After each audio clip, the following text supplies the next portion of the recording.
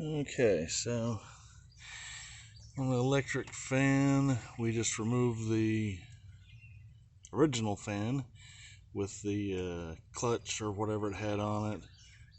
Pop the pulley back on. I don't remember there being any kind of space or anything, but it's been about 5 years since I've done this too. So make sure all your pulleys are all lined up, which it should be, because I think the spacer was out on this side somewhere. Anyway, because it's mounted with the little through straps. It's kind of like a little zip tie looking thing that goes through, and then you click it back and stuff. Run the wiring over however you want. I use really shitty wiring. Ground it off to the body. Come back here to the fuse panel. And let's see if I can find a semi-shady spot so I can see. Ran it to the air conditioning fuse. Now I don't remember. Take the fuse out whenever you do this, of course, and see which side has power constantly, because you'll have your side that has power and your side that don't. Make sure if you're going to wire it in that you put it on whichever side doesn't have power, so that the fuse is actually going to help you and do some good there. I'm not sure that's what I did here. Like I said, been 5 years, I don't know.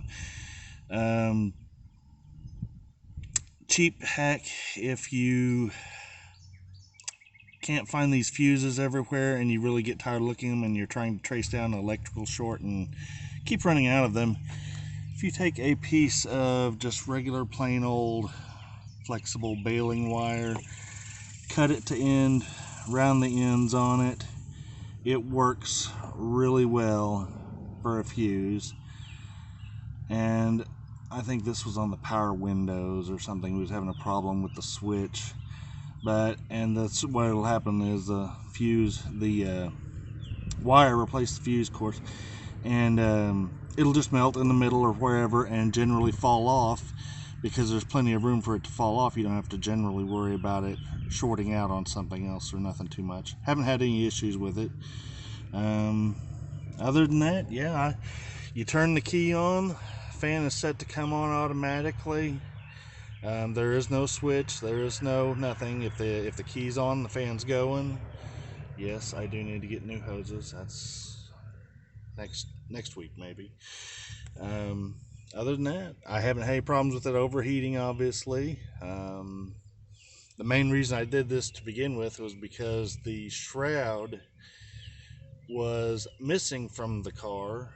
Whenever I got her, half of it was missing, and I wanted to make sure it was cooling, and we thought it was overheating, but come to find out it was a problem with the gauge.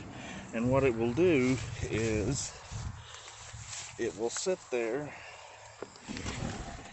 and get about, let's see, to that mark right there, not the 175 but the next one, which is about where it should be far as the thermostat goes, and it'll start bouncing. It's like it's getting stuck, and it'll try to read higher, but even though it's not really going, it's not getting hotter, it's something with the gauge. But as soon as the thermostat opens back up, you can tap on the gauges and it'll bop back down to 175, right where it's supposed to be. So it goes up to that mark there, goes back down, just like the thermostat, opening up just like it should, because I think it's like 192 degree thermostat or something is what one of them said. But anyway, that's what we was trying to